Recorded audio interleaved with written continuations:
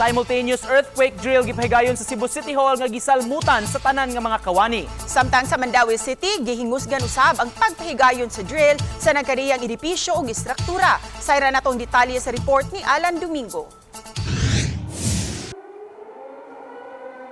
Una nitingo ang sirindayon inanay nga nagawa sa makawani sa Cebu City Hall building. Nakadta cover and hold sila nga naglinya padung sa mga designated evacuation area. Samtang nakapisto usab sa ilang incident command post ang mga responders gikan sa CCDRRMO. Ang kalihukan gabahin sa nationwide simultaneous earthquake drill nga gipahigayon.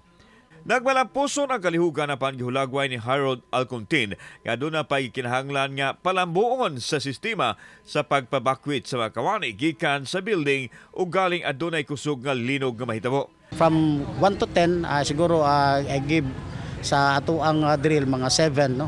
Kasi dati parang hindi pa nila masyadong maano yung ma-execute nila yung pag-evacuate at saka yung pagda-cover. Ngayon, nakita natin paglabas nila nagka-cover din sila sa ulo nila, so ibig sabihin nakukuha na nila unti-unti yung ano natin yung execution ng earthquake drill. Sa pikas bahin sa Mandaue City, gingusgan usab ang pagpahigayon sa drill sa nagadiyang edipisyo o istruktura. Lakip sa gibansay ang shelter facility sa syudad kundi nagpuyo ang kabataang gipang sagop sa mga social workers. Gibansay sila sa taga CDRRMO nga masayod ng daan kung unsay buhaton panahon sa emerhensiya. Kauban si Cleofer Lumayag ug Edward Tubilan. Ako si Alan Domingo. GMA Regional TV Live.